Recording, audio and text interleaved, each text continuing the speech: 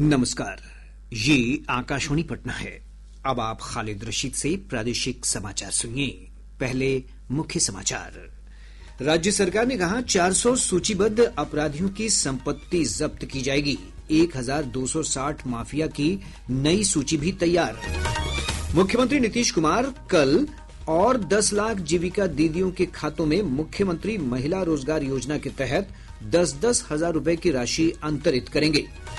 सर्वोच्च न्यायालय ने केंद्र सरकार से कहा, दिव्यांगों के खिलाफ अपमानजनक टिप्पणी के मामलों से निपटने के लिए बनाए जाएं कड़े कानून।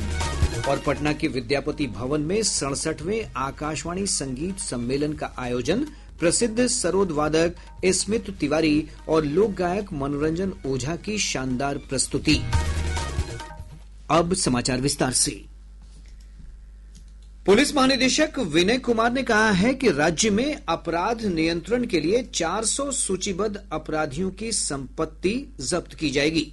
पटना में संवाददाताओं से बातचीत करते हुए उन्होंने कहा कि माफियाओं की सूची और इनसे संबंधित दस्तावेज न्यायालय को सौंप दिए गए हैं।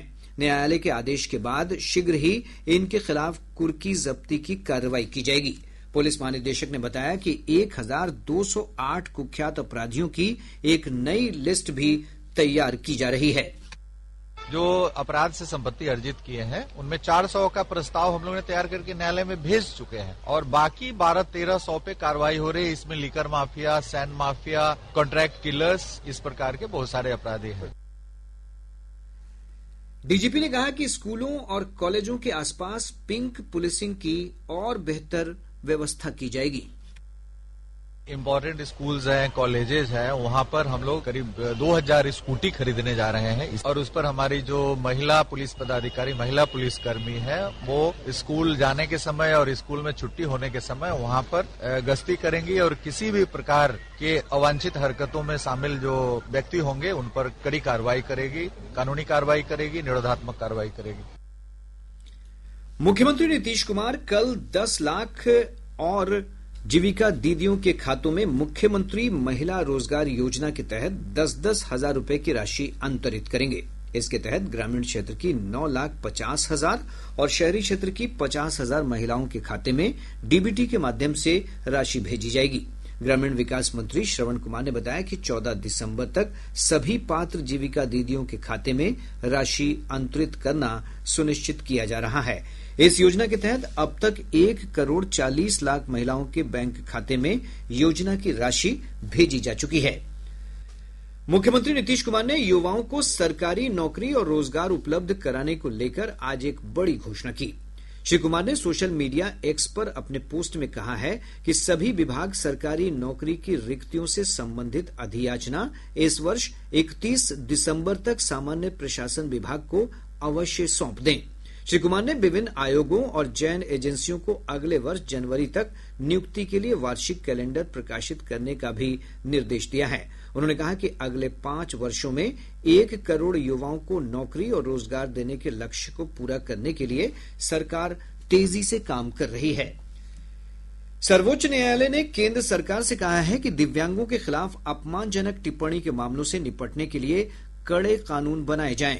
मुख्य न्यायाधीश न्यायमूर्ति सूर्यकांत और न्यायमूर्ति जॉय माल्या बागची की पीठ ने इस संबंध में याचिका की सुनवाई करते हुए कहा कि दिव्यांगों और दुर्लभ आनुवांशिक विकारों से ग्रस्त व्यक्तियों का उपहास करने वाली अपमानजनक टिप्पणियों के मामले में कड़ी कार्रवाई की आवश्यकता है।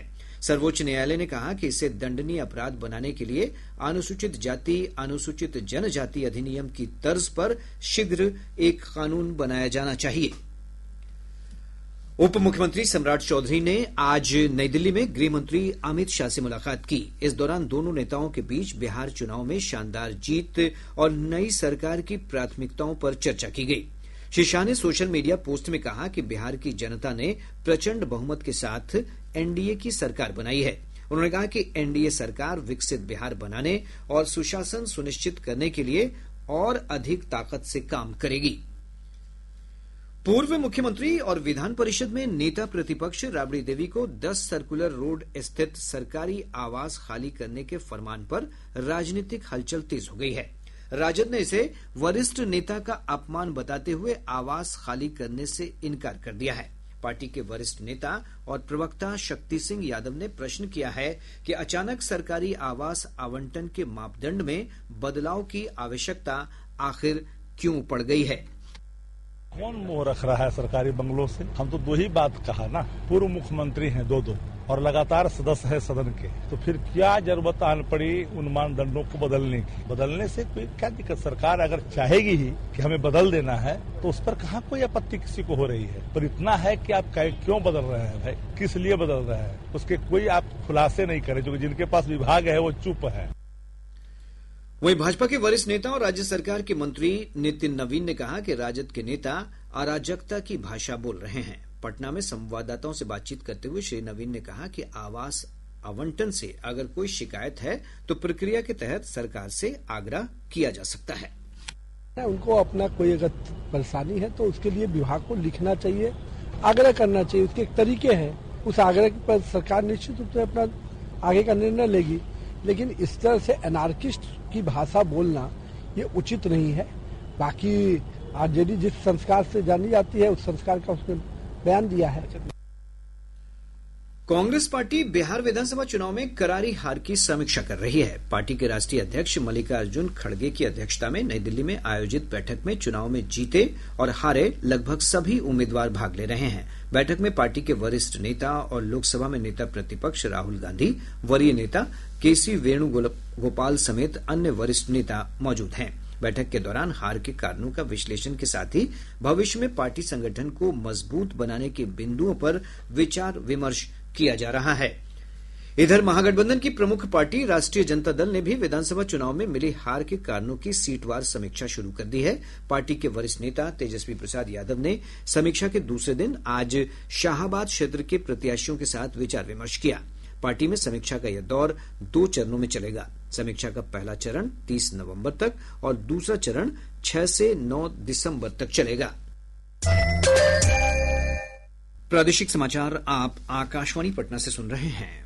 ताजा समाचारों के लिए आप हमारे एक्स हैंडल AIRnews_पटना पर जा सकते हैं।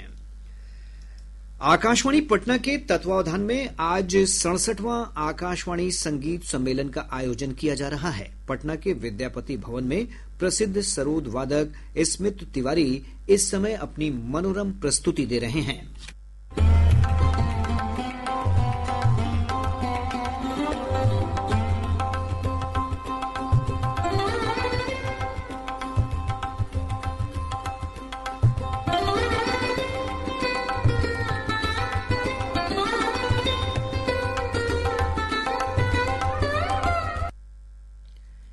सरोद वादन के बाद जाने माने भोजपुरी लोक गायक मनोरंजन ओझा अपनी प्रस्तुति देंगे। आकाशवाणी पटना की कार्यक्रम प्रमुख नंदिनी वर्मा ने बताया कि यह आयोजन भारतीय संगीत परंपरा की गौरवशाली विरासत है, जिसकी शुरुआत वर्ष 1954 में हुई। श्रीमती वर्मा ने बताया कि यह सम्मेलन भारत की शास्त्रीय, कर्नाटक और लोक संगीत परंपरा के संरक्षण और प्रसार का प्रतीक बन चुका है। अखिल भारतीय आयुर्विज्ञान संस्थान एम्स के अनुसार वयस्कों में होने वाली मानसिक स्वास्थ्य से जुड़ी 50% से अधिक समस्याएं 14 वर्ष की उम्र में ही शुरू हो जाती हैं। एम्स नई दिल्ली के मनोरोग विभाग के प्रोफेसर डॉक्टर राजेश सागर ने संवाददाताओं से बातचीत करते हुए बताया कि इस आयु वर्ग के बच्चों और किशोरों के मानसिक स्वास्थ्य पर विशेष ध्यान देना बेहद जरूरी है। डॉक्टर सागर ने कहा कि बच्चों के मानसिक स्वास्थ्य के लिए खेलना और सक्रिय रहना अत्यंत आवश्यक है।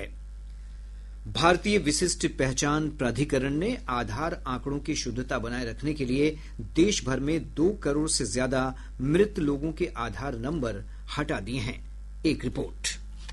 इलेक्ट्रॉनिक्स और सूचना प्रौद्योगिकी मंत्रालय ने कहा है कि UIDAI ने ये डेटा भारत के महापंजीकीय कार्यालय तथा राज्यों और केंद्र शासित प्रदेशों से लिया है। इसमें कहा गया है कि कोई भी आधार नंबर कभी भी किसी अन्य व्यक्ति को दोबारा नहीं दिया जाएगा। मंत्रालय ने कहा है कि किसी व्यक्ति की मौत हो जाने पर यह आवश्यक है कि उसका आधार नंबर हटा दिया जाए। UIDAI ने कहा है कि वे मृत्यु पंजीकरण अधिकारी से मृत्यु प्रमाण पत्र लेने के बाद अपने परिवार के सदस्यों की मौत की रिपोर्ट माई आधार पोर्टल पर अवश्य सूचित करें। प्राधिकरण ने इस वर्ष की शुरुआत में माई आधार पोर्टल पर परिवार के सदस्य की मौत की रिपोर्टिंग नाम की सुविधा शुरू की थी। समर्थ की रिपोर्ट के साथ समाचार कक्ष से शक्ति सिंह।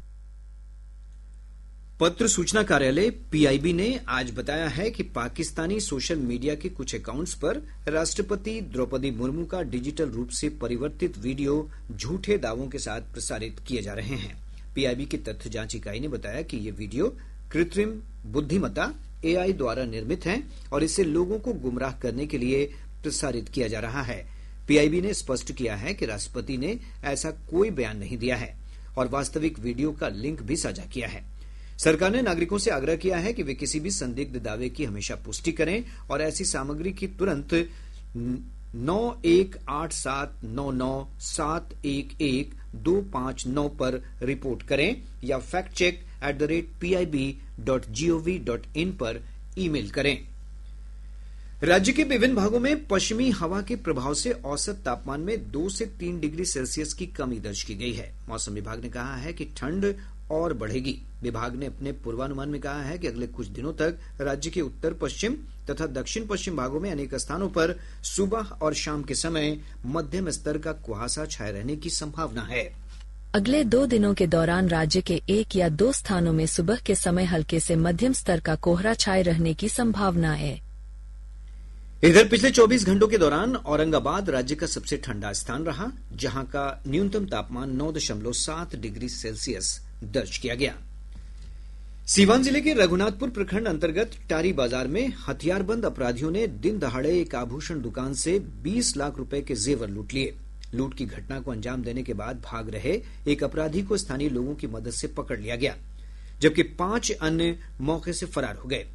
पुलिस अधीक्षक मनोज तिवारी ने घटना की पुष्टि करते हुए बताया कि एक अपराधी को हिरासत में लिया गया है, जबकि लूटकांड में शामिल अन्य अपराधियों की गिरफ्तारी के लिए छापेमारी की जा रही है। अररिया की एक स्थानीय अदालत ने हत्या के मामले में 2 दोषियों को आजीवन कारावास की सजा सुनाई है। न्यायालय ने 60-60 हजार रुपए का आर्थिक दंड भी लगाया है। रोहतास जिला मुख्यालय सासाराम में बाल विवाह मुक्त भारत अभियान के वर्षगांठ के अवसर पर शपथ ग्रहण और हस्ताक्षर अभियान शुरू किया गया। इस दौरान प्रशासनिक अधिकारियों, जीविका समूह से जुड़ी महिलाओं और आम लोगों ने बाल विवाह से मुक्ति के लिए संकल्प लिया। बेगूसराय के सदर प्रखंड अंतर्गत सुजा पंचायत स्थित उत्क्रमित उच्चतर माध्यमिक विद्यालय ने अपना वेबसाइट बनाया है। अपना वेबसाइट बनाने वाला ये राज्य का पहला विद्यालय है। शिवहर जिले के तरियानी थाना क्षेत्र अंतर्गत शिवहर मुजफ्फरपुर मुख्य मार्ग पर बासठपुर पुल के पास एक कार के ट्रक से भीषण टक्कर में कार सवार एक व्यक्ति की मौत हो गई, जबकि 3 अन्य लोग गंभीर रूप से घायल हो गए। और अब अंत में मुख्य समाचार एक बार फिर। राज्य सरकार ने कहा 400 सूचीबद्ध अपराधियों की संपत्ति जब्त की जाएगी। 1260 माफिया की नई सूची भी तैयार। मुख्यमंत्री नीतीश कुमार कल और 10 लाख जीविका दीदियों के खातों में मुख्यमंत्री महिला रोजगार योजना के तहत 10-10 हजार रुपए की राशि अंतरित करेंगे। सर्वोच्च न्यायालय ने केंद्र सरकार से कहा दिव्यांगों के खिलाफ अपमानजनक टिप्पणी के मामलों से निपटने के लिए बनाए जाएं कड़े कानून। और पटना के विद्यापति भवन में 67वें आकाशवाणी संगीत सम्मेलन का आयोजन। प्रसिद्ध सरोद वादक स्मित तिवारी और लोक गायक मनोरंजन ओझा की शानदार प्रस्तुति। इसके साथ ही आकाशवाणी पटना से प्रसारित प्रादेशिक समाचार का ये अंक समाप्त हुआ। आकाशवाणी पटना से अगला समाचार बुलेटिन प्रातः 8:48 से प्रसारित किया जाएगा। नमस्कार।